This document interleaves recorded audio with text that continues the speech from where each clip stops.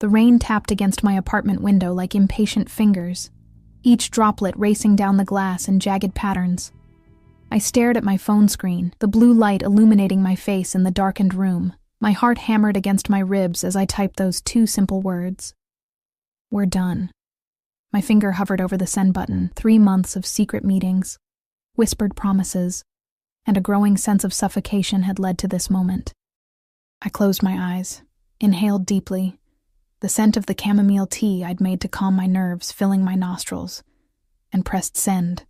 The message whooshed away, and immediately 3 dots appeared. He was typing already. Of course he was. Alessio Moretti never kept anyone waiting. His response came seconds later.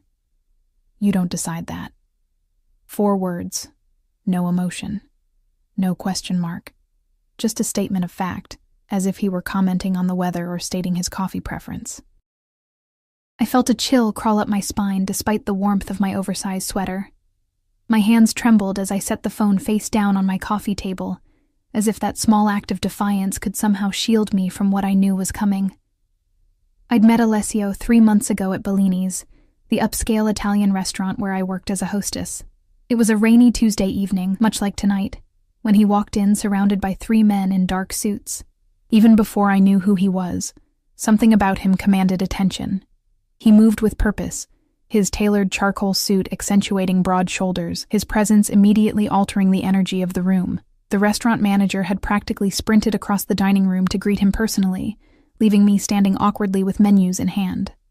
This is Ellie, my manager had said, gesturing toward me with a nervous smile. She'll take excellent care of you tonight, Mr. Moretti. Alessio's dark eyes had locked with mine, and I felt as if he could see through me, past the professional smile, beyond the carefully applied makeup covering the exhaustion of working double shifts to make rent. His gaze lingered a moment too long before he offered a slight nod. A pleasure, he'd said, his voice carrying the faintest trace of an Italian accent. I hadn't known then who he was. I didn't know that Alessio Moretti controlled half the city's imports, that politicians and police captains were on his payroll, that his family name inspired both fear and respect depending on which circles you traveled in. I just knew that something about him made my skin prickle with awareness. He'd returned to Bellini's 3 nights later, this time alone, except for his driver who remained outside. He requested my section specifically, though I rarely served tables. The manager had nearly fallen over himself accommodating the request, assigning another hostess to the front while I nervously took Alessio's order. You're working 2 jobs, he'd stated while scanning the menu. Not a question. I'd frozen, wine decanter in hand. I'm sorry? The bags under your eyes, the way you check your watch. You're exhausted. His eyes had lifted to mine. Why? Something about his directness had disarmed me. Art school isn't cheap, I'd admitted. Neither is rent. He'd nodded as if confirming something to himself. Bring me whatever the chef recommends, and join me, if you would. That night had been the beginning of everything. After my shift, his driver had appeared with an envelope. Inside was exactly the amount of my monthly rent in cash, along with a business card bearing only a phone number. No pressure to call, Alessio had said. Just an offer to make my life easier. I hadn't called for 2 weeks, but when my roommate suddenly moved out, leaving me with double the rent and a looming tuition payment, my fingers had dialed that number before I could talk myself out of it. Now, 3 months later, I knew the truth about the man whose bed I'd shared, whose world I'd glimpsed. The import business was a front for moving everything from illegal weapons to drugs. The respect I'd witnessed in public was fear poorly disguised. The generosity he'd shown me came with invisible strings that tightened a little more each day. The final straw had come yesterday, when I'd run into an old friend from art school at a cafe. Michael had hugged me hello, and we'd chatted for all of 5 minutes before I noticed one of Alessio's men watching from a corner table, phone in hand. 3 hours later, Alessio had called, asking pointed questions about my friend, as if I'd committed some terrible betrayal. You're having me followed, I'd whispered in disbelief. I'm keeping you safe, he'd corrected, his tone gentle but leaving no room for argument. That's when I knew I had to end it. The phone on my coffee table buzzed, pulling me back to the present. Another message. I'm coming over. We'll discuss this in person. My heart rate doubled. I grabbed the phone, typing frantically. There's nothing to discuss. Please respect my decision. The response was immediate. You made a decision based on incomplete information. Open your door in 20 minutes. I threw the phone down as if it had burned me. 20 minutes. That's how long it would take his driver to bring him from his downtown penthouse to my modest apartment in the Arts District. I stood up, pacing the small living room, my sock-covered feet silent against the hardwood floors. What had I been thinking?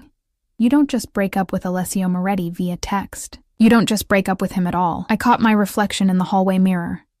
Pale face, dark blonde hair pulled into a messy bun, eyes wide with panic. I barely recognized myself. 3 months with Alessio had changed me in subtle ways. The designer clothes hanging in my closet next to my thrift store finds, the expensive perfume on my dresser, the way I now automatically scanned rooms for exits, cataloged faces, watched for threats, habits I'd picked up from him. My phone began to ring. His ringtone, Chopin's Nocturne in E-flat major. He'd programmed it himself, saying the piece reminded him of me, delicate but with unexpected depth. I let it ring out. It started again immediately. I silenced it, watching as Alessio flashed on the screen before fading to black. Then again and again. By the time I heard the distinctive purr of a luxury car engine outside my building, I had 20 missed calls and my resolve was crumbling. I peered through the blinds to see his black Mercedes idling at the curb, the driver opening the rear door. Alessio emerged, straightening his suit jacket, navy tonight, paired with a light blue shirt, no tie. Casual for him. He glanced up at my window, and even from the 3rd floor, I could feel the intensity of his gaze. I stepped back quickly, heart in my throat. My doorbell rang 3 minutes later. I stood frozen in the center of my living room, arms wrapped around myself. The bell rang again, followed by a soft knock. Ellie. His voice carried through the door, controlled and even. Open the door. I remained rooted to the spot. Eleanor Rose Sullivan. The use of my full name made me flinch. I know you're standing exactly 12 feet from this door. Open it, or Marco will. Marco, his driver, bodyguard, and the man who I'd once seen break someone's wrist for accidentally bumping into Alessio at a nightclub. I moved toward the door on trembling legs, unfastening the chain with clumsy fingers before turning the deadbolt. I opened the door just enough to see Alessio standing in the hallway, hands in his pockets, expression unreadable. No Marco in sight, though I knew he wouldn't be far. May I come in? Alessio asked, as if this were any normal visit, as if I hadn't just tried to end things between us. I stepped back wordlessly, opening the door wider. He entered my apartment with the same commanding presence he brought everywhere, immediately making my space feel smaller. I caught a hint of his cologne, sandalwood and something darker, spicier, as he passed. He surveyed the room, taking in the half-packed box of art supplies in the corner, the travel bag peeking out from my bedroom doorway. His jaw tightened almost imperceptibly. Going somewhere? He asked, voice dangerously soft. I was planning to stay with a friend for a few days, I replied, fighting to keep my voice steady. I need space. Space, he repeated, testing the word as if it were foreign to him. He turned to face me fully, dark eyes studying me with the same intensity he applied to everything that interested him. You think I'm suffocating you? It wasn't a question, but I answered anyway. You had me followed, Alessio. I had you protected, he corrected. There's a difference. Not to me. I wrapped my arms around myself, suddenly cold, despite the warmth of the apartment.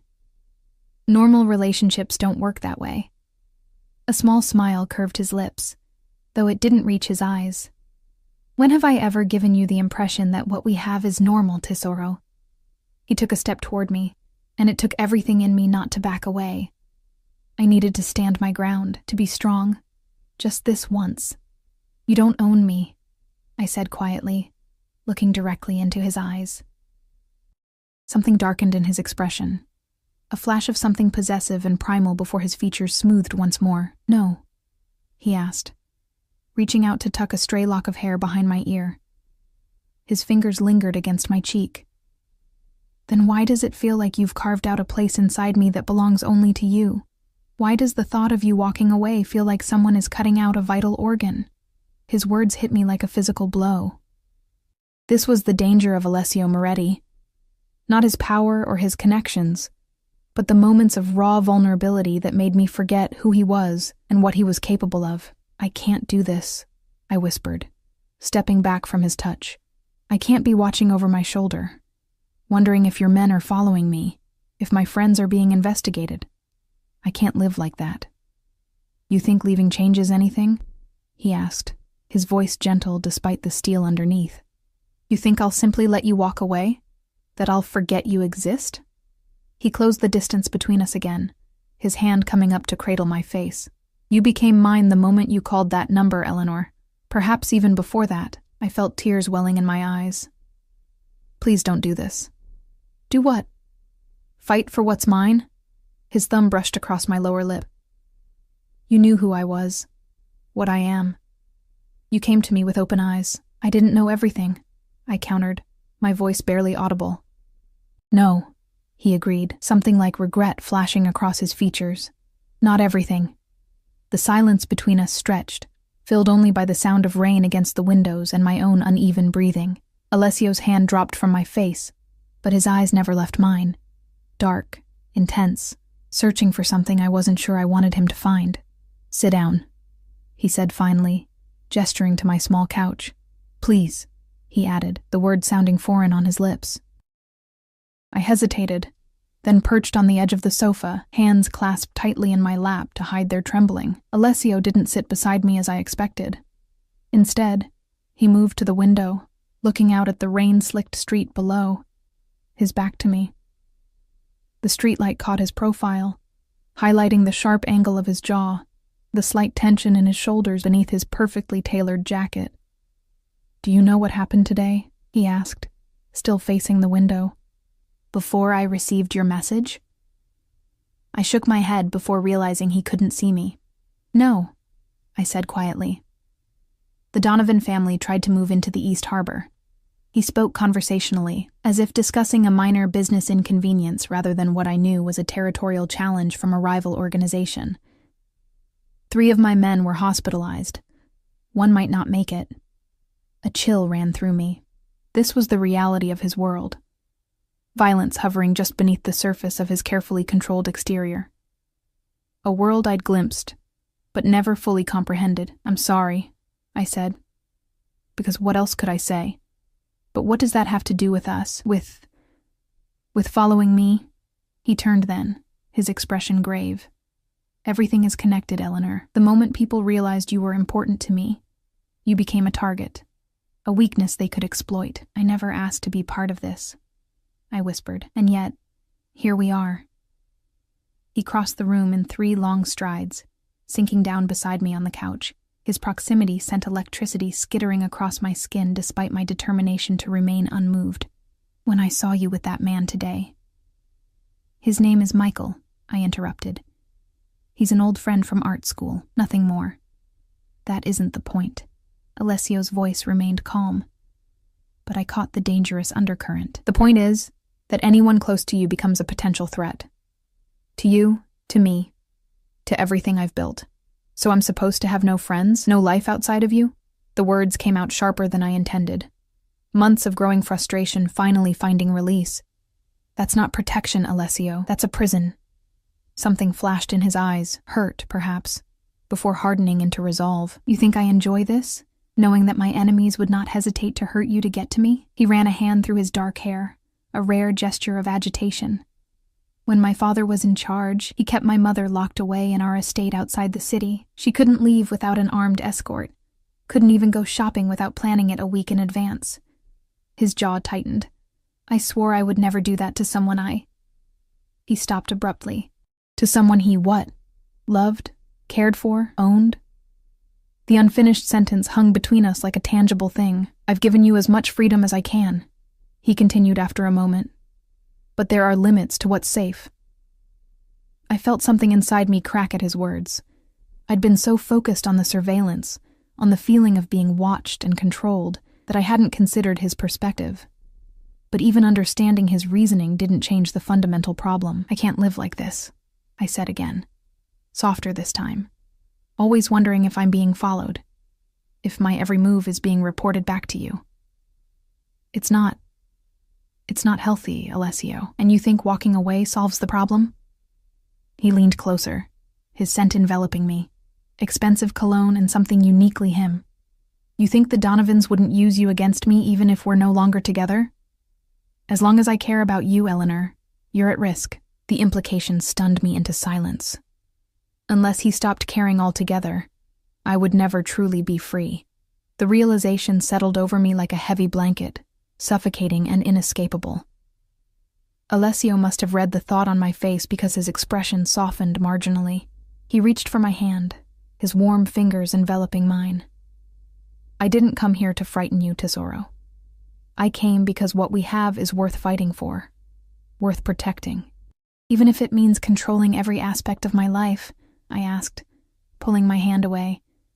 He sighed, a sound so weary it momentarily stripped away the powerful facade, revealing the man beneath.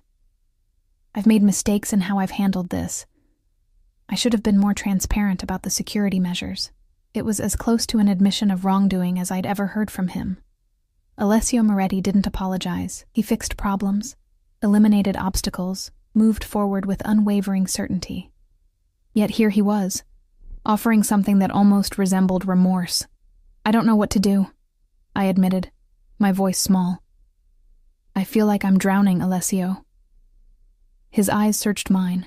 Then let me help you breathe. Before I could respond, my phone buzzed on the coffee table. We both glanced at it. A text from Michael, asking if I wanted to meet for coffee tomorrow to discuss the alumni exhibition. Alessio's expression darkened instantly, the momentary vulnerability vanishing behind a mask of cold calculation. He reached for the phone, but I was faster, snatching it away. Don't, I warned, clutching the phone to my chest. This is exactly what I'm talking about.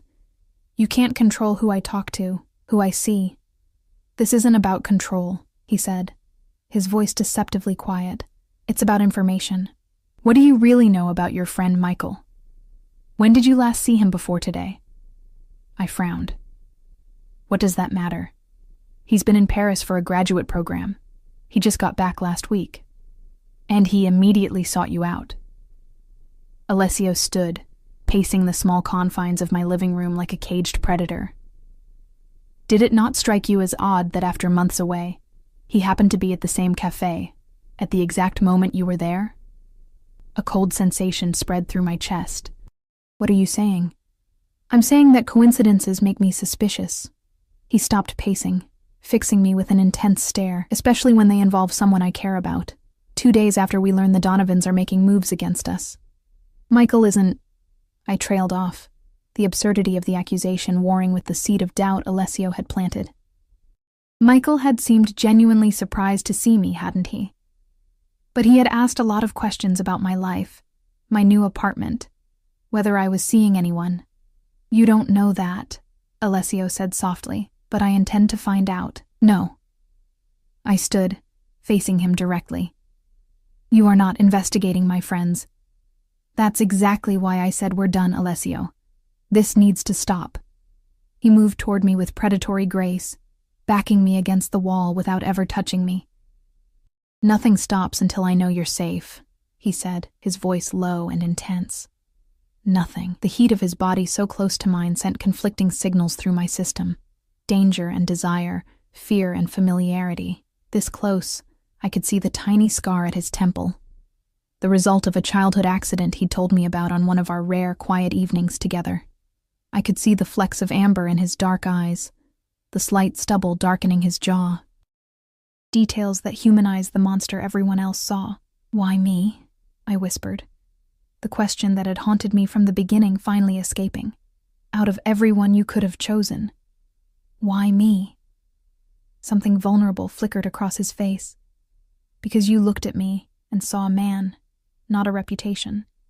Because when you smile, it reaches your eyes. Because when I'm with you, the noise in my head quiets. His hand came up to cup my cheek, thumb brushing along my cheekbone. Because from the moment I saw you, I knew you were meant to be mine. The possessive declaration should have repelled me.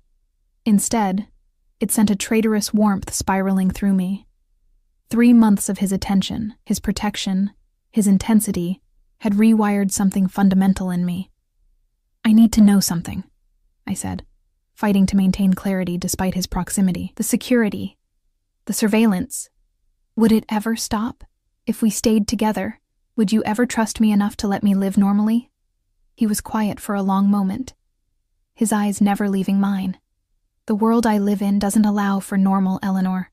I can promise to include you in decisions, to explain the reasons behind the security measures. I can promise to try to give you as much freedom as possible without compromising your safety." His thumb traced the curve of my lower lip.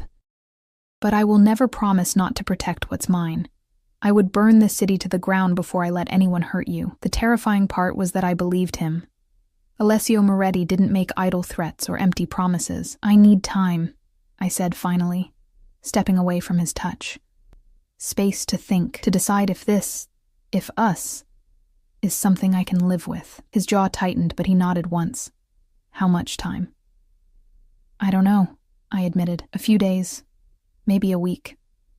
He studied me for a long moment.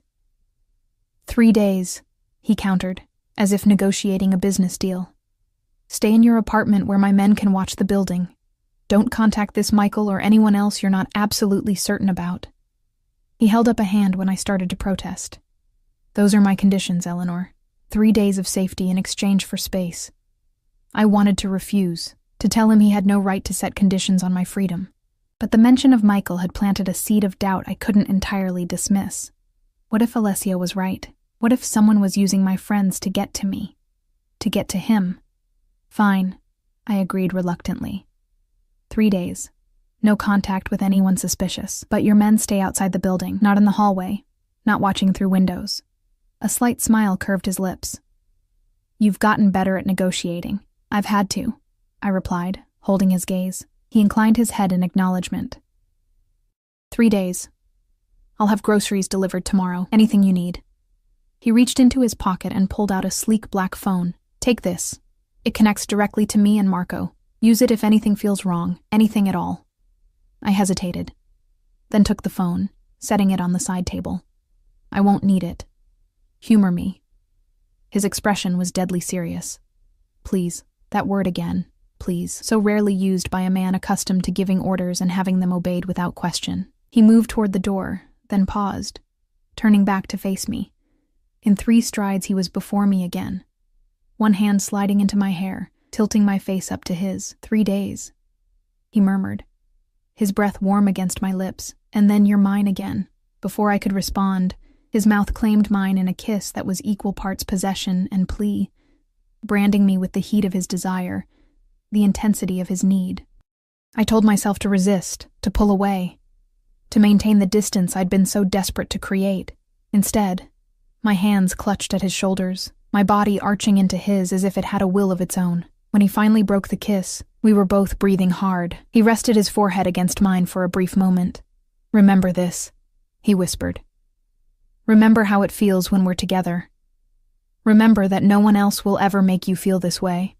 Then he was gone, the door closing quietly behind him, leaving me alone with swollen lips, shaking hands, and a mind in turmoil. I sank down onto the couch, my fingers unconsciously touching my lips where I could still feel the pressure of his kiss. The phone he'd given me sat on the side table, sleek and black and ominous. 3 days to decide the course of my life.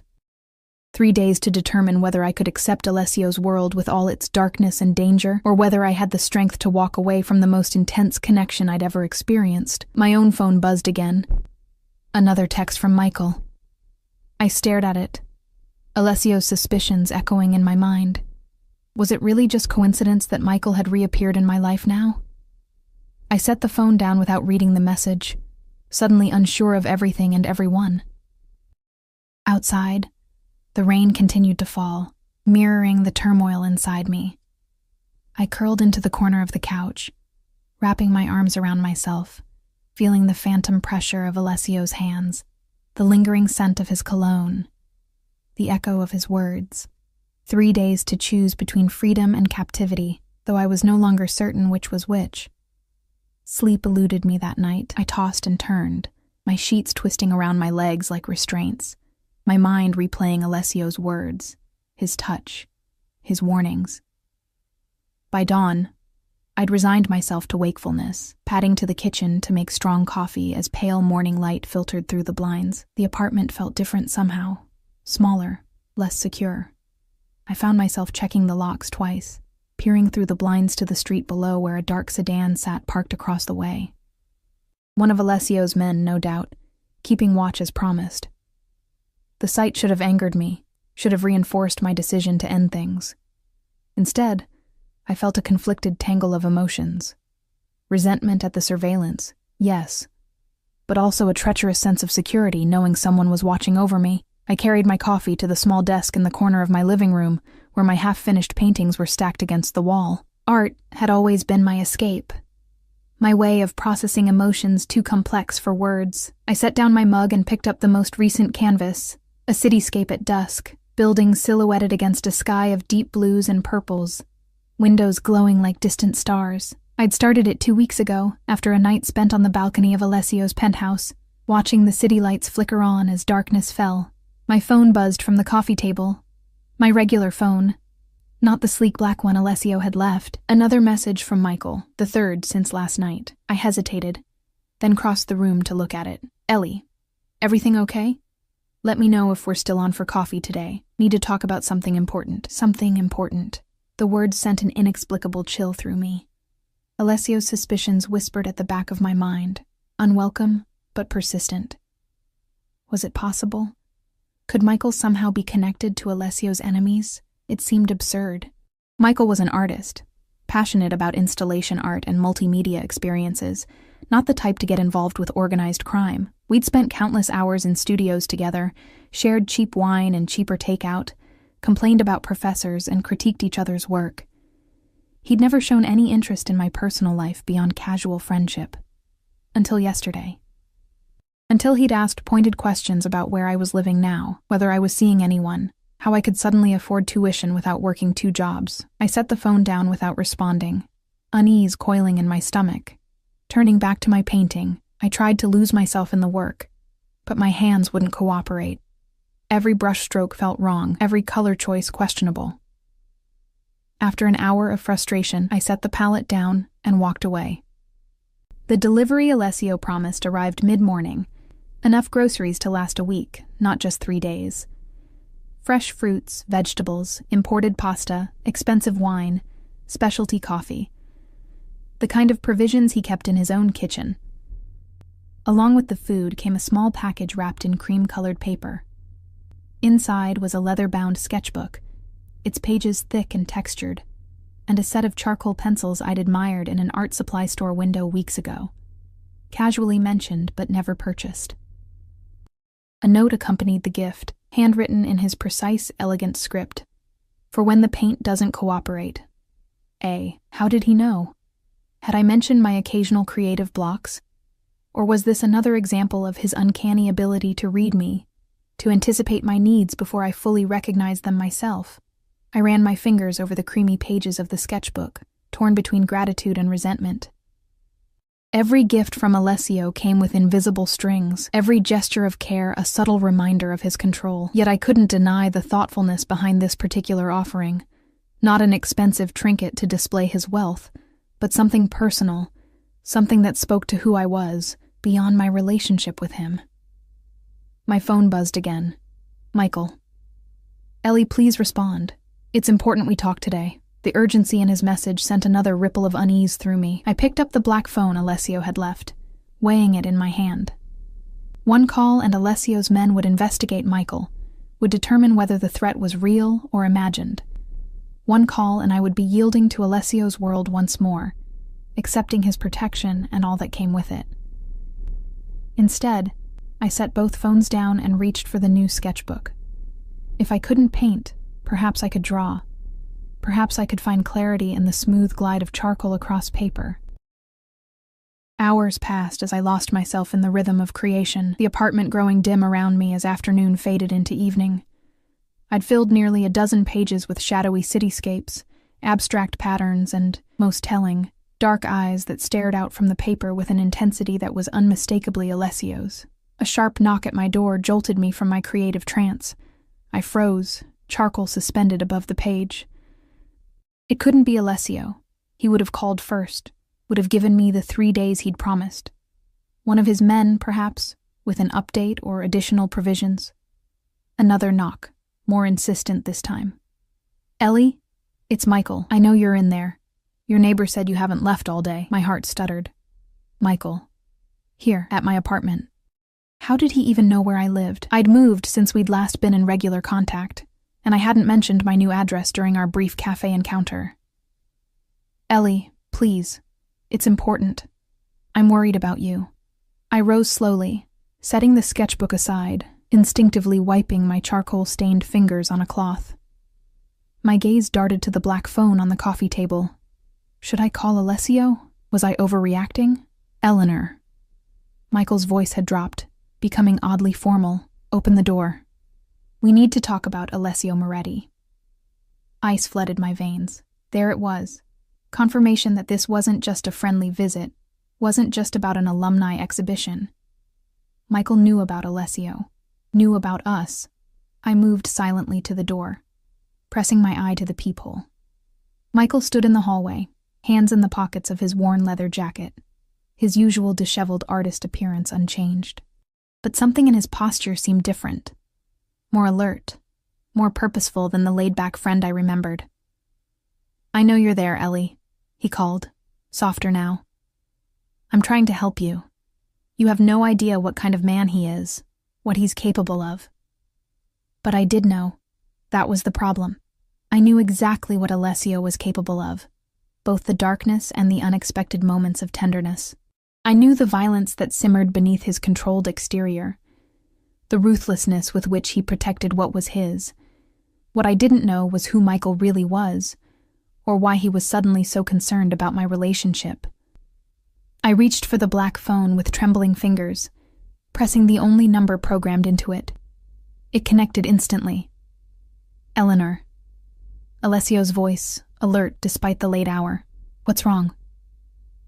"Michael's here," I whispered, moving away from the door. "At my apartment. He knows about you. About us." A beat of silence then. "Don't open the door. Marco is 2 minutes away. Stay on the line." Another knock, harder this time. "Eleanor, please. I'm with the FBI.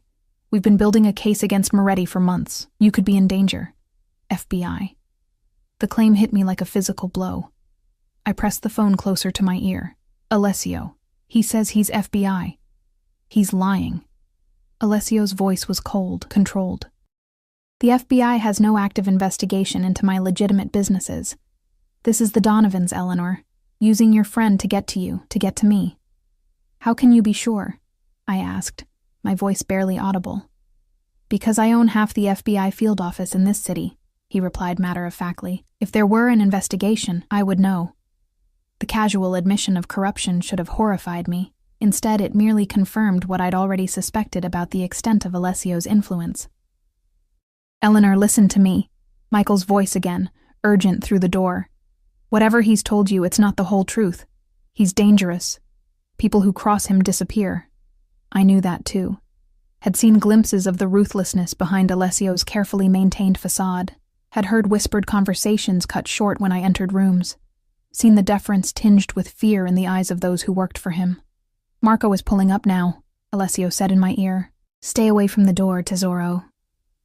A moment later, I heard heavy footsteps in the hallway, followed by Michael's startled exclamation and the sound of a brief scuffle. Then silence. "It's clear," came Marco's deep voice through the door. "Ms. Sullivan, please open up."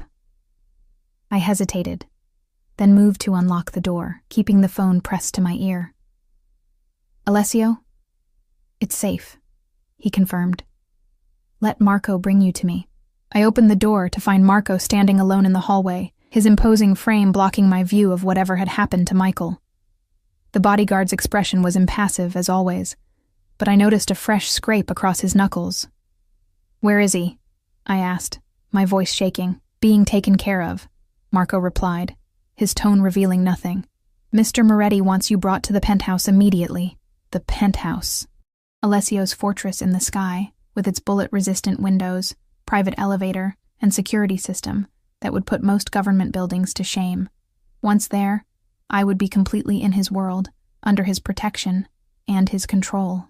"I need to pack some things," I said, stalling. Marco nodded once. 5 minutes. I returned to the apartment, moving on autopilot as I gathered clothes, toiletries, my sketchbook. The phone was still connected to Alessio's line. "Are you there?" I asked softly. "Always," came his immediate response. "You did the right thing calling me, Eleanor." "What's going to happen to Michael?" A pause. "That depends on what we learn from him." The implication sent a chill through me. "Don't hurt him, Alessio. Please. Whatever he's involved in, he was my friend once." "Your safety is my priority," he replied, neatly sidestepping the request. "We'll discuss everything when you arrive." 20 minutes later, I was in the back of Alessio's Mercedes, speeding through the rain-slicked streets toward downtown. Marco drove in silence, his eyes constantly checking mirrors, scanning for threats. I clutched my bag on my lap, the events of the evening playing on repeat in my mind. FBI or Donovan's? Was Michael telling the truth about an investigation, or was he working for Alessio's enemies?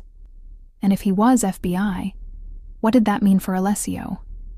For us? The car pulled into the private underground garage of Alessio's building, stopping near a private elevator that required both a key card and fingerprint recognition. Marco escorted me inside, standing like a statue as we ascended to the penthouse level. The doors opened directly into Alessio's foyer, revealing gleaming marble floors and soft indirect lighting, and there he was, waiting for me, still in his business attire despite the late hour, his expression a careful mask of control with only the tightness around his eyes betraying his concern. "Thank you, Marco," he said, not taking his eyes off me. "Ensure we're not disturbed." The bodyguard nodded and retreated into the elevator, leaving us alone. For a moment, neither of us moved. Then Alessio crossed the space between us in 4 long strides, his hands coming up to frame my face as his eyes searched mine. "Are you hurt?" he asked, thumbs brushing my cheekbones. I shook my head. "No, just confused. Scared." His jaw tightened. "You're safe now." Safe. There was that word again. Safety at the price of freedom, protection that came with golden chains. "What's happening, Alessio?" I asked, stepping back from his touch. "Who is Michael really working for?" He studied me for a long moment, as if deciding how much to tell me. "Come," he said finally, gesturing toward the living room with its wall of windows overlooking the city. "You should sit down." I followed him into the familiar space, noting the glass of whiskey on the side table, the open laptop on the coffee table. He'd been working when I called. Now he guided me to the sofa, sitting close enough that I could feel the heat of him, but not touching. "Michael Andrews is not who you think he is," he began, his voice measured. "He never went to Paris. He's been in federal custody for the past 6 months, cooperating with an investigation into the Donovan family." My breath caught. "He's really FBI?" "No." Alessio's eyes were hard. "He's a confidential informant, a former associate of the Donovans who got caught moving product across state lines. He made a deal to avoid prison." "But why would he come after me? Why claim to be FBI?" Alessio's hand found mine, his fingers warm and steady as they entwined with mine. "Because the Donovans know about you, Tesoro. They know you're my weakness, and they're desperate enough to use anyone and anything to get to me." My weakness. The words echoed in my mind, confirming what I'd feared all along. That my connection to Alessio had made me a target, had put me in danger simply by association. "What will happen to him?" I asked again, unable to keep the tremor from my voice. Alessio's thumb traced circles on the back of my hand, his touch incongruously gentle given the subject matter. "He'll be questioned. Once we confirm his connection to the Donovans, he'll be discouraged from pursuing this particular avenue." "Discouraged," I repeated, the euphemism hanging heavy between us. "I won't lie to you, Eleanor. Not anymore." His dark eyes held mine, unflinching. "There are aspects of my business that aren't beautiful, decisions I make that would disturb you. But everything I do is to protect what's mine. My family, my territory. His hand tightened on mine. You. The raw honesty in his voice stripped away my defenses. This was Alessio without the mask, without the careful control he maintained for the rest of the world. This was the man only I got to see. I was going to leave, I whispered, the admission spilling from me before I could stop it. Before Michael showed up, I'd already decided I couldn't live in your world, couldn't handle the surveillance, the control, the constant fear. Pain flashed across his features, quickly suppressed. And now? I looked down at our joined hands, at how small mine looked enveloped in his. Now I don't know what to think. If Michael was working for your enemies, if they targeted me deliberately. I trailed off, the implications too frightening to voice. Then I was right to have you protected, he finished softly. Right to be cautious about who gets close to you. I couldn't argue with his logic, couldn't deny that his security measures, the very ones I'd been fleeing, might have saved me from a trap. The realization was bitter on my tongue. What happens now? I asked, finally meeting his gaze again. Alessio studied me, his expression softening. Now you stay here, where I can keep you safe, where no one can reach you without going through me first. For how long? As long as necessary. He reached out, tucking a strand of hair behind my ear. As long as it takes to eliminate the threat.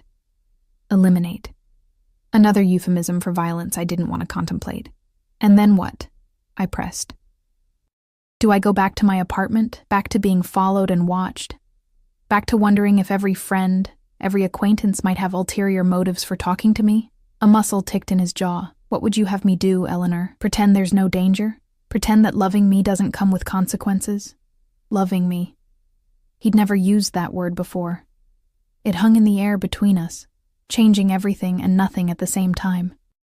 I don't know, I admitted, exhaustion suddenly washing over me. I don't know what the answer is. He must have seen the fatigue in my face because his expression softened. It's late. You should rest. We can continue this discussion tomorrow, when you've had time to process everything. Rest. As if sleep were possible with Michael's fate uncertain, with the revelation that Alessio's enemies knew about me, with the word love echoing in my mind. But I nodded anyway, allowing Alessio to lead me to his bedroom with its massive bed and silk sheets that felt like water against the skin. He left me to change into the nightclothes I'd hastily packed, returning moments later in just his trousers, chest bare in the dim light. Stay, I found myself saying as he turned to leave. Please. He hesitated, then nodded, sliding into bed beside me. After a moment's hesitation, I moved into his arms, resting my head against his chest where I could hear the steady rhythm of his heartbeat. His arms came around me, strong and secure, one hand stroking gently through my hair. I will always protect you, he murmured against the top of my head. Even from myself, if necessary. Remember that, Eleanor. I closed my eyes, letting his warmth envelop me, letting the familiar scent of his skin ease my racing thoughts. In that moment, cradled against Alessio Moretti's chest, I felt safer than I had in days, and more trapped than ever before. Morning arrived with golden light filtering through Alessio's floor-to-ceiling windows. For a moment, I lay disoriented, the silk sheets unfamiliar against my skin, before remembering everything, my attempt to end things with Alessio, Michael's appearance at my door, the revelations that followed. I reached across the massive bed to find Alessio's side empty, the sheets cool to the touch. He'd been gone for some time. I sat up slowly, running a hand through my tangled hair, as I took in the familiar surroundings of his bedroom. The sleek minimalist furniture, the abstract painting on the far wall, commissioned from an artist I admired, installed the week after I'd first mentioned liking his work. The doors leading to a walk-in closet where several of my outfits already hung, brought here over the course of our 3-month relationship. Evidence of Alessio's meticulous planning, his silent assumption that I would eventually become a permanent fixture in his life. What had once seemed presumptuous now felt almost prophetic. I slipped from the bed, wrapping myself in the cashmere robe he kept for me before padding barefoot to the adjoining bathroom. The marble was cool beneath my feet as I went through the motions of my morning routine, using the toiletries that had appeared in his bathroom cabinet after our 3rd night together, my preferred brands, my specific products, more evidence of Alessio's attention to detail, his determination to seamlessly incorporate me into his world. Freshly showered, I returned to the bedroom to find clothes laid out on the bed, a soft gray sweater and black jeans I'd left here weeks ago, along with underwear and socks. My own clothing, but selected by Alessio, or one of his staff. Another small reminder of his control, his orchestration of even the most mundane aspects of life. Still, I dressed in the provided outfit, needing the comfort of familiar clothes after the upheaval of the past 24 hours. Then I made my way toward the kitchen, following the scent of coffee and the low murmur of voices. I paused in the hallway when I realized Alessio wasn't alone. Marco stood near the kitchen island, his massive frame tense as he spoke in hushed tones. Alessio leaned against the counter, dressed impeccably in a charcoal suit despite the early hour, a cup of espresso cradled in one hand. "Confirm the Donovan connection," Marco was saying. "Phone records show calls to Vincent Donovan's personal line as recently as yesterday morning. And the FBI angle?" Alessio asked, his voice controlled. "A fabrication, as you suspected. Andrews has no connection to any federal agency. He was approached by Vincent's brother 3 weeks ago, offered substantial payment to get close to Ms. Sullivan." My heart clenched at the confirmation of Alessio's suspicions. Michael had lied. Had been paid to get close to me, to use our former friendship as a way to infiltrate Alessio's world, to get to me. Where is he now? Alessio's question was deceptively casual, but I recognized the dangerous undercurrent. Marco's response was equally measured. "Secure at the warehouse facility. Awaiting your instructions." Warehouse facility, instructions. More euphemisms for realities I didn't want to contemplate. I must have made some small sound of distress, because both men turned toward me, Alessio's expression immediately softening as he set down his espresso. "Eleanor," he said, moving toward me, "you should still be resting. Is it true?" I asked, ignoring his concern. "About Michael?" Alessio exchanged a glance with Marco, who nodded once and silently exited through a side door, leaving us alone in the kitchen. "Yes," Alessio confirmed, taking my hands in his. "Everything we suspected and more. He was specifically targeted by the Donovans because of your past connection. They've been watching you for weeks, planning the approach. Weeks." The word echoed in my mind. "So when you had me followed, I was protecting you from a very real threat." He squeezed my hands gently, one we now need to address permanently. The implication in his words sent a chill through me. "What are you going to do to him?" Alessio's dark eyes studied me. "What would you have me do, Eleanor? Release him so he can report back to the Donovans? So they can try again, perhaps with someone else from your past?" "You could just warn him off," I suggested, knowing even as I said it how naive it sounded. A small, sad smile curved Alessio's lips. "This isn't a movie, Tesoro. Men like Michael, men who betray their friends for money, don't simply walk away when threatened, and the Donovans won't stop until they've exploited any weakness they can find." "Any weakness," I repeated softly. "Me. You mean me?" He cupped my face in his hands, his touch gentle despite the hardness in his eyes. "You are not a weakness, Eleanor. You are what I fight for, what I would kill for." He paused, his gaze intensifying. "What I would die for." The declaration hung in the air between us, both romantic and terrifying in its implications. This was the reality of loving Alessio Moretti. Passion intertwined with danger, tenderness shadowed by violence. "I can't be responsible for what happens to Michael," I whispered, tears pricking at my eyes.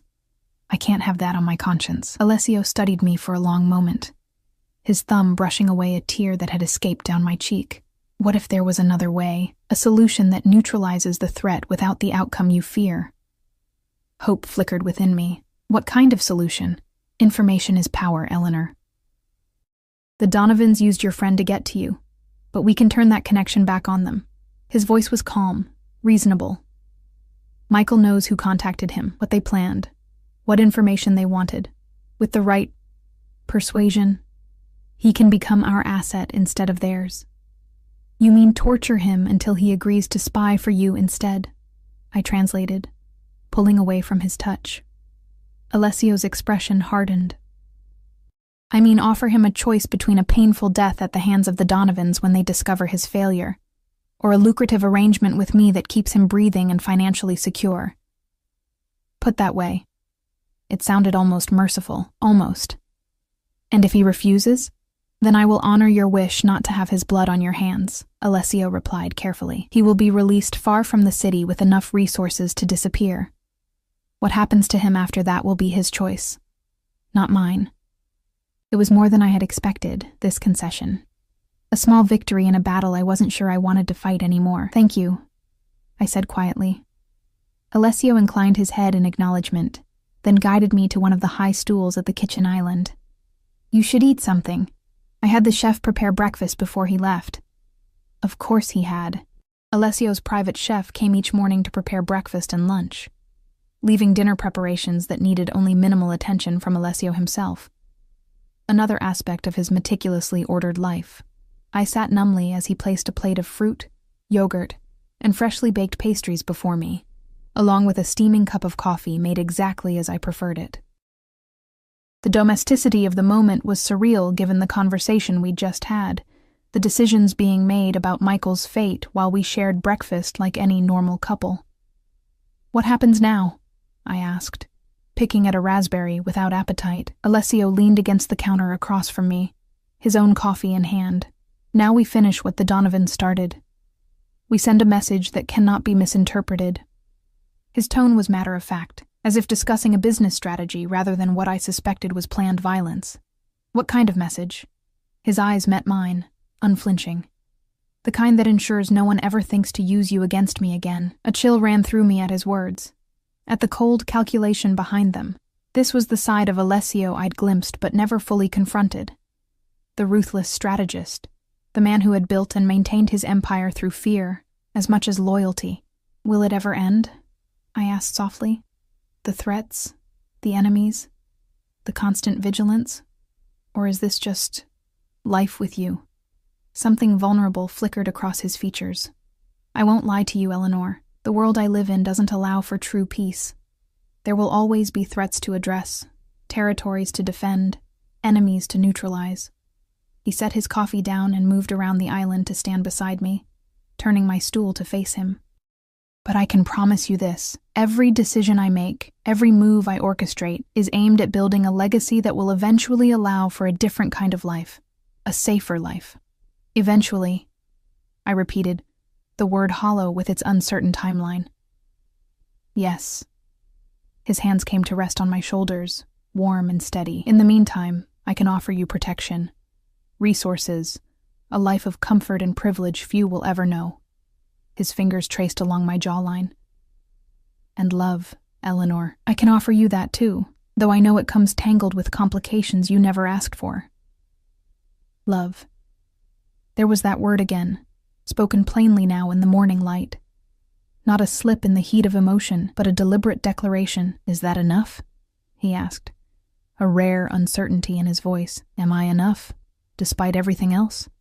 The question penetrated the fog of confusion and fear that had surrounded me since receiving Michael's text yesterday. Was Alessio, with all his darkness, all his control, all his danger, enough? Could I accept the protection that felt like a cage, the passion that bordered on possession, the love that demanded complete surrender? Before I could answer, Alessio's phone rang, a specific tone I'd come to recognize as his business line. His expression hardened as he checked the screen. I need to take this, he said, already moving toward his home office. We'll continue our conversation later. I nodded, watching him stride away, back straight, shoulders set, transforming before my eyes from the man who'd just declared his love into the formidable Alessio Moretti that the rest of the world knew and feared. Left alone in the kitchen, I pushed my barely touched breakfast away and moved to the wall of windows overlooking the city. From this height, everything looked small, manageable, distant. Cars moved like toys along the streets, people like ants on the sidewalks, all of them oblivious to the decisions being made in this penthouse, decisions that could alter or end lives. My phone, my regular phone, not Alessio's secure one, chimed from the bedroom where I'd left it in my bag. I retrieved it to find a message from an unknown number. Eleanor, It's Michael. They're letting me contact you once. Whatever Moretti's told you, he's worse than you know. The FBI really is building a case. Get out while you can. Delete this message. My hands shook as I stared at the screen. Michael had access to a phone? Was this a trick orchestrated by Alessio to test my loyalty? Or was Michael telling the truth after all? I heard Alessio's voice from his office, the tone sharp with authority as he issued instructions to someone on the other end of the line. The familiar sound grounded me, reminded me of who he was, what he was capable of. Marco had confirmed Michael's connection to the Donovans. Phone records had shown calls to Vincent Donovan himself. Those were facts, not Alessio's interpretations or suspicions. And yet, I moved silently to the doorway of Alessio's office, watching as he paced before the windows, phone to his ear. I want the shipment secured by tonight, he was saying. Double the usual security. The Donovans will be looking to retaliate after we send our message. My presence must have registered because he turned, his eyes finding mine. Something in my expression must have alerted him because he immediately ended the call. What's wrong? He asked, crossing to me in 3 long strides. I held out my phone, showing him Michael's message. His expression darkened as he read it, jaw tightening, eyes narrowing. Clever, he said finally, voice dangerously soft. Using your compassion against you.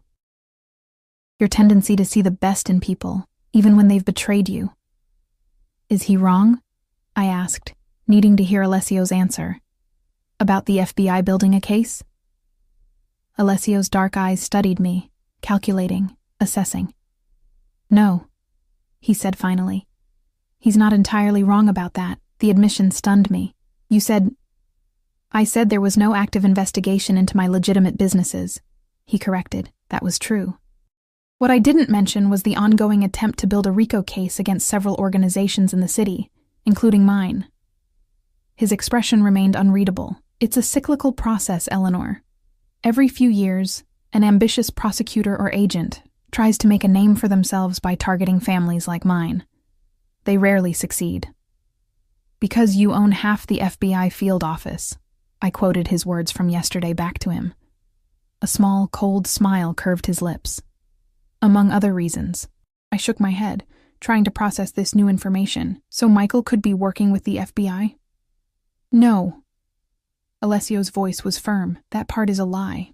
His connection to the Donovans is confirmed, indisputable. What he's doing now is trying to drive a wedge between us, to make you doubt me, to get you to leave the safety of my protection. He took my phone from my hand, his movements deliberate, which is exactly what the Donovans want. I don't know what to believe anymore, I admitted, suddenly exhausted by the layers of deception, the competing narratives, the uncertainty of where truth ended and manipulation began. Alessio's expression softened as he set my phone aside and took both my hands in his. Believe this, he said quietly. Everything I've done, the security, the surveillance, even keeping certain truths from you, has been to protect you. Not just your physical safety, but your peace of mind. By lying to me, I challenged, though without much heat. By shielding you from realities you shouldn't have to face. His thumbs traced circles on my palms. I wanted to keep the darkness of my world from touching you for as long as possible. The irony of his statement wasn't lost on me. The darkness had already touched me, had seeped into every aspect of my life from the moment I'd accepted that first envelope of cash. Perhaps even before that, from the first time his eyes had met mine across the restaurant. I need to see him, I said suddenly, the decision crystallizing in my mind. Michael, I need to look him in the eye when he tells me these things. Alessio's expression hardened. Absolutely not. I need to know, Alessio. I need to judge for myself. It's too dangerous. Not if you're there, I interrupted. Not if Marco's there. Not in your warehouse facility with your men everywhere. I squeezed his hands. Please. I need this. He studied me for a long moment, his dark eyes unreadable. You don't trust my word, he said finally, a statement rather than a question. I trust that you believe what you're telling me, I replied carefully. But I also know you would lie to protect me, that you might withhold information you think would upset me. A muscle ticked in his jaw, but he didn't deny it. And if I arrange this meeting, if you hear whatever story he's concocted, then I'll make my decision, I said simply. About Michael, about the FBI, about us. I met his gaze steadily. You said last night that you would protect me even from yourself if necessary. Prove it, Alessio.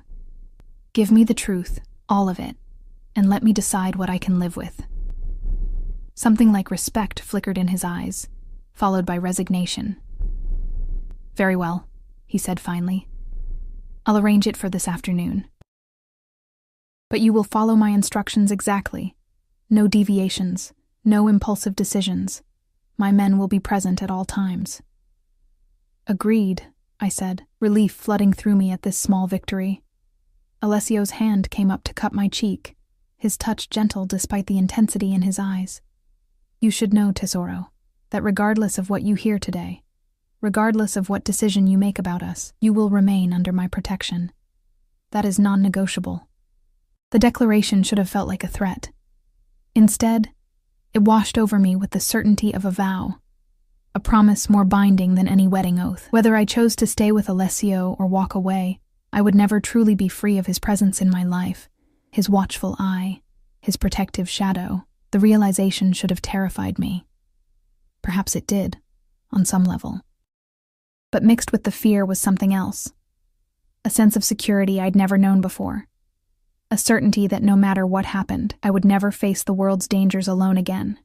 I understand, I said quietly. He nodded once, then leaned forward to press his lips to my forehead, the gesture tender, despite the tension thrumming through him. Get ready, he said, stepping back. We leave in an hour. As he turned back to his desk, already reaching for his phone to make the necessary arrangements, I found myself studying his profile. The strong line of his jaw, the perfect posture, the air of absolute authority that surrounded him like an aura. This was Alessio Moretti in his element, orchestrating events, controlling outcomes, bending the world to his will, and I was caught in his orbit, both resisting and surrendering to his gravitational pull, trapped between the desire to flee and the increasing certainty that there was nowhere in the world I could go where I would feel as safe, as alive, as I did at his side. For better or worse, Alessio had become my North Star, my frame of reference, my definition of both danger and security. Whatever I learned today from Michael, whatever decision I made about our future, that fundamental truth would remain unchanged. I turned away from the sight of him at his desk, moving back toward the bedroom to prepare for whatever revelations the afternoon might bring. Each step felt weighted with significance, as if I were walking not just through Alessio's penthouse, but toward a new understanding of who I was and what I could accept in the name of love. Because that's what it was, I realized with startling clarity. Love, complicated, dangerous, possessive, but love nonetheless. The question wasn't whether Alessio loved me, or even whether I loved him. The question was whether love alone was enough to justify the life that came with it. By afternoon, I would have my answer. The warehouse district loomed gray and industrial against the afternoon sky, a maze of concrete structures and chain-link fences far from the gleaming downtown towers where Alessio typically conducted business. Marco drove in silence, navigating the unmarked roads with practiced ease while Alessio sat beside me in the back of the Mercedes, his hand covering mine in a gesture both possessive and reassuring. I hadn't spoken much during the drive, my mind racing with questions, with doubts, with the weight of the decision that lay before me. Alessio had respected my silence, offering neither platitudes nor pressures, simply the steady presence of his hand on mine. The car finally slowed before what appeared to be an abandoned loading facility, its windows blacked out, its exterior deliberately nondescript. Two men in dark suits appeared from nowhere as Marco pulled to a stop, moving into position as Alessio's door was opened. "Stay close to me," Alessio murmured as he helped me from the car, his hand immediately finding the small of my back. "Remember what we discussed?" I nodded, recalling his precise instructions. Stay within arm's reach at all times. Speak only to Michael. Ask whatever questions I needed answered, but reveal nothing of my own thoughts or feelings. Simple rules designed to protect me while allowing the confrontation I'd requested. We entered the building through a heavy metal door, passing through a security checkpoint where 2 more of Alessio's men stood guard. The interior was surprisingly modern compared to the decaying exterior. Polished concrete floors, bright LED lighting, a series of offices with glass walls that had been deliberately frosted to obscure their contents. Alessio guided me through a maze of corridors, until we reached a room at the far end of the building. Another of his men stood outside, nodding respectfully as we approached. "Is he ready?" Alessio asked, his voice betraying none of the tension I could feel in his body. "Yes, sir, as you instructed." Alessio turned to me, his dark eyes searching mine. "Last chance to change your mind, Eleanor. You don't need to do this." "I do," I replied softly. "I need to know the truth." Something like resignation flickered across his features before his expression smoothed into the impassive mask he presented to the world. He nodded to the guard, who unlocked the door and stepped aside. The room beyond was simple: a table, 2 chairs on one side, one on the other.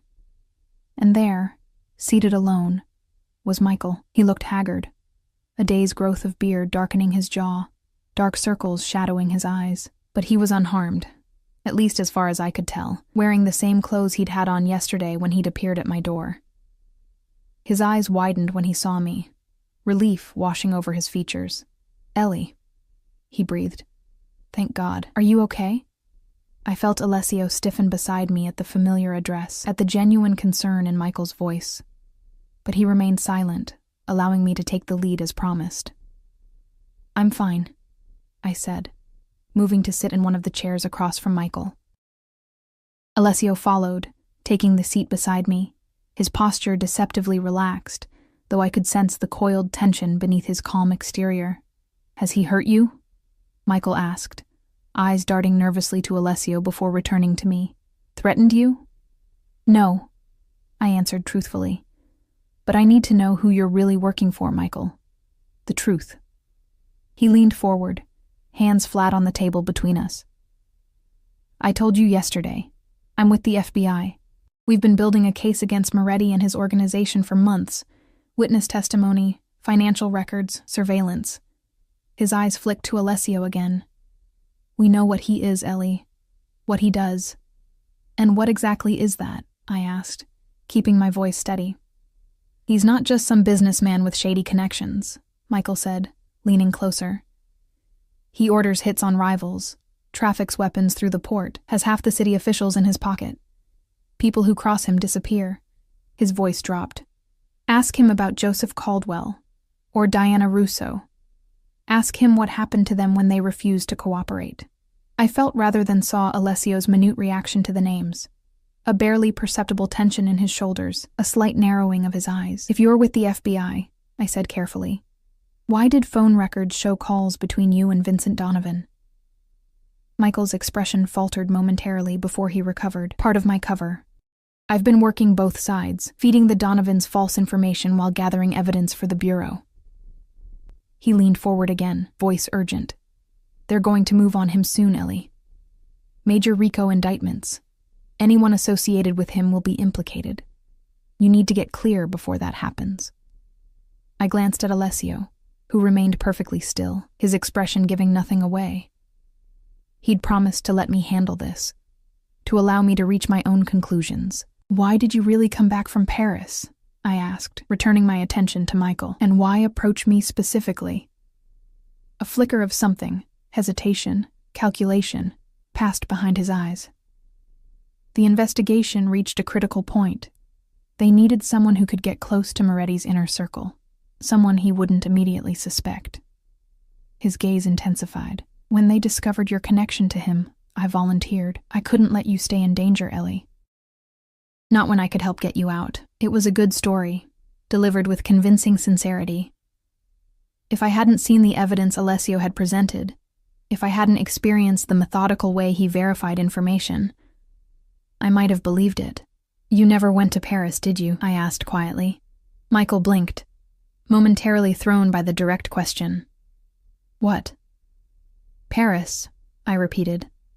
"The graduate program you claim to attend. It doesn't exist, does it? At least not with you as a student." His expression hardened slightly. "This isn't about me, Ellie. It's about him. He jerked his head toward Alessio. About getting you away from his influence before you're in too deep. I think I'm already in too deep, I said, surprising myself with the calm acceptance in my voice. I think I have been since the beginning. Michael's eyes widened. He's gotten to you, he whispered. Stockholm Syndrome. It happens with victims of controlling relationships. You start to identify with enough. Alessio's voice cut through the room like a blade. Quiet but commanding. You've had your say. You've told your story. Now it's time for the truth. He reached into his jacket and withdrew a small recording device, placing it on the table between us. With a click, a conversation filled the room. Michael's voice, followed by another man's. Their exchange clearly captured despite the background noise of what sounded like a busy restaurant. She's definitely the weak point, Michael was saying. 3 months in and she's already chafing at the security. One push and she'll break things off. And Moretti? The other voice asked. You know his reputation with women. He won't let her go easily. When she tries to leave, he'll be distracted, vulnerable. That's your window. You're sure you can get close enough to her? Michael's laugh was cold, calculated. Nothing like the warm sound I remembered from our art school days. Trust me. One mention of the old times, a little concern about her new lifestyle, and she'll be spilling everything. She always was an open book. Alessio clicked off the recording, the silence that followed heavy with implication. I stared at Michael, searching his face for any trace of the friend I thought I'd known, finding instead a stranger whose features twisted with frustration at being exposed. That's doctored, he spat. Edited. A trick. No, I said softly, the truth settling in my chest with surprising clarity. It's not. Ellie, you can't believe him over me, Michael pleaded, desperation entering his voice. We've known each other for years. He's manipulating you, can't you see that? I studied him across the table, this man who had once critiqued my artwork with honest enthusiasm, who had shared late-night conversations about dreams and fears, who had now revealed himself to be a stranger wearing a familiar face. When did they approach you? I asked, curious despite the pain of betrayal. Michael's jaw tightened, his eyes darting between Alessio and me before his shoulders slumped slightly.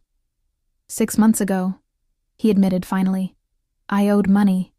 A lot of money. Gambling debts. They offered to clear it in exchange for information about Moretti's operation. And when that expanded to using me, a flicker of genuine regret crossed his features. That wasn't the original plan, but when they found out about our connection, he trailed off. I'm sorry, Ellie. I didn't have a choice. There's always a choice, Alessio said, his voice deceptively mild, though I could sense the fury beneath. You chose the Donovans. You chose to betray a friend. You chose to place her in danger. As opposed to what she's in with you? Michael shot back, a hint of defiance returning. At least with us, she had a chance to walk away eventually. With you, it's a life sentence. I felt Alessio tense beside me, saw his hand curl into a fist on his thigh beneath the table. But when he spoke, his voice remained controlled. Eleanor makes her own choices. Unlike the Donovans, I respect her agency in that regard. Michael's bitter laugh held no humor. Right, that's why you have her followed, why you've isolated her from friends and family, why you're holding her hostage in your world. The accusation struck closer to home than I wanted to admit, echoing doubts I'd harbored myself. But hearing them from Michael's lips, Michael, who had conspired to use me as a pawn, stripped them of their power. I've heard enough, I said, rising from my chair. I turned to Alessio, finding his dark eyes already on mine, watchful, waiting. I'd like to leave now. He nodded once, standing in a fluid motion. His hand found the small of my back, steadying and protective as we moved toward the door. Ellie, wait, Michael called desperately. Whatever he's promised you, whatever protection he's offered, it won't last. The Donovans won't stop. And when they come after him, you'll be caught in the crossfire. I paused at the door, turning back to face the man I'd once called friend. What will happen to him? I asked Alessio softly. His expression remained impassive. As we discussed, he'll be given resources to disappear. What he does with that opportunity is his choice. Relief mingled with something like gratitude as I nodded, acknowledging Alessio's adherence to our agreement, despite what we'd learned. "Goodbye, Michael," I said, meeting his desperate gaze one last time. "I hope you use your second chance wisely." We left him there, surrounded by the consequences of his choices, his betrayal, his miscalculation. In the corridor outside, Alessio drew me against him, his arms encircling me in a protective embrace, as I finally allowed the emotions of the confrontation to wash over me. "You knew," I murmured against his chest. "You knew what he would say, what excuses he would make." "I know how men like him think," Alessio replied, his voice rumbling beneath my ear. "How they operate, how they justify their actions." His hand stroked gently along my spine. "Are you all right?" I pulled back slightly to look up at him. "I don't know," I answered honestly. "I just found out someone I trusted for years was willing to use me as a pawn in a power struggle between criminal organizations. That's going to take some processing." A shadow of guilt crossed his features. "A struggle you're only involved in because of me," he said quietly. "Because I brought you into my world." "No," I corrected, surprising myself with the conviction in my voice. "Because I chose to enter it, because I called that number, because I accepted what you offered, knowing, or at least suspecting, what it might mean." His eyes searched mine, looking for doubt, for hesitation. "And now? Knowing everything you know, seeing the reality of the dangers, the enemies, the complications that come with being mine, what do you choose now, Eleanor?" It was the question that had haunted me since I'd texted those 2 words. "We're done." What felt like a lifetime ago. The question I'd been avoiding even as events had pulled me deeper into Alessio's world, his protection, his possession. "I choose," I began, then paused, gathering my thoughts, my courage. "I choose to stay, not because I'm trapped, not because I have no other options, but because despite everything, the control, the danger, the darkness, there's something between us worth fighting for." Relief washed over his features, softening the hard lines of his face. "You understand what that means?" he asked, his hands coming up to frame my face. "The life we'll have together won't be normal. There will always be threats, always be precautions." "I know," I said simply. "But there will also be this." I placed my hand over his heart, feeling its strong, steady beat beneath my palm. The man beneath the reputation, the tenderness behind the control, the love behind the possession. His eyes darkened at my words. "Love," he repeated, testing the word as if it were unfamiliar on his tongue. "Yes, that's what this is, isn't it? This need to protect you, to keep you safe, to burn the world if necessary to ensure no harm comes to you." His thumb traced the curve of my lower lip. "I've never said those words to anyone before." "You don't have to say them now," I assured him. "I can feel them in everything you do." But Alessio Moretti had never been a man to leave important matters unspoken. His gaze intensified as he leaned closer. "I love you, Eleanor Sullivan. With everything I am, everything I have, everything I will ever be." The declaration washed over me like a wave, powerful and overwhelming in its simplicity, its finality. This wasn't just a confession of feeling, but a vow as binding and irrevocable as any ever spoken. "I love you too," I whispered, the truth of it resonating through me with crystalline clarity, with open eyes, knowing exactly who you are, what you do, what loving you means. His kiss was gentle despite the intensity in his eyes, a tender claiming that held none of the desperation of our last embrace. This was certainty, not fear, commitment, not possession. When we parted, he rested his forehead against mine. "There are things we need to discuss," he said quietly. "Changes I'm willing to make, compromises we can reach about your freedom, your independence."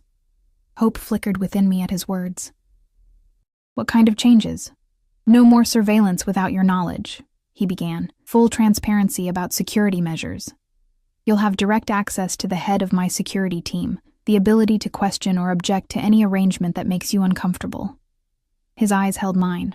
"I can't promise no protection, Eleanor, but I can promise partnership in how that protection is implemented." It wasn't perfect freedom. It wasn't a normal life, but it was a concession I hadn't expected.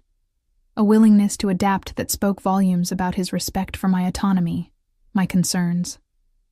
"I can work with that," I said, offering a small smile.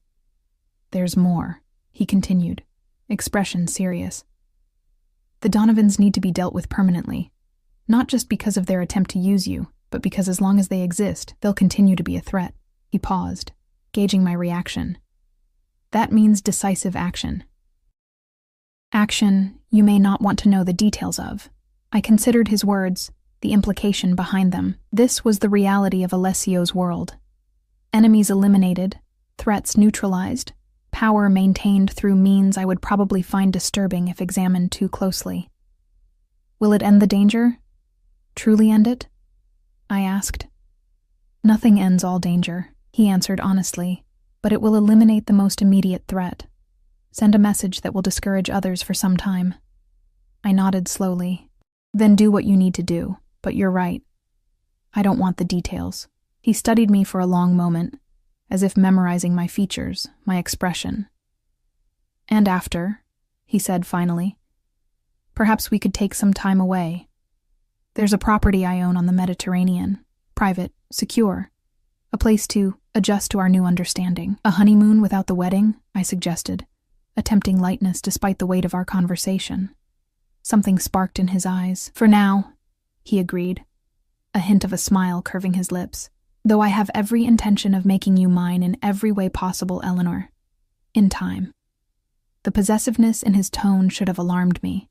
Instead, it sent warmth spiraling through me, a sense of belonging I'd never experienced before meeting him. "In time," I echoed, making no promises but closing no doors. He nodded once. Decision made. "Then let's go home. There are arrangements to be made, plans to set in motion." His hand found mine, fingers intertwining with natural ease. A future to secure. As we walked back through the maze of corridors, Alessio's presence solid and certain beside me, I reflected on the journey that had brought us to this point.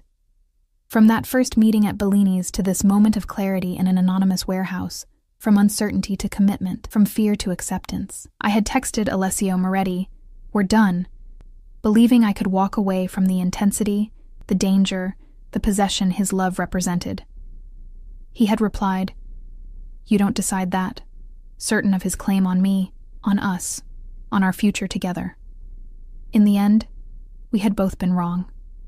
The decision was neither his alone nor mine, but something we would forge together, a partnership balanced on the knife edge between his need to control and my need for freedom, between his dangerous world and my longing for normalcy, between his possessive love and my stubborn independence. It wouldn't be easy.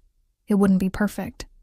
But as we stepped out into the fading afternoon light, Alessio's arm protective around my waist, his men forming a perimeter of security around us, I knew with absolute certainty that it would be real.